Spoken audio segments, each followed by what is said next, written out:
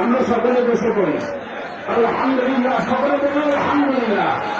আমরা সকলে বসে পড়বো ইনশাআল্লাহ, খামোশির সাথে বসে পড়বো। আমাদের যেটা দিনের তামান্না ছিল আল্লাহ কবুল করেছেন, এই কারণে আমরা সকলেই বসে পড়ি।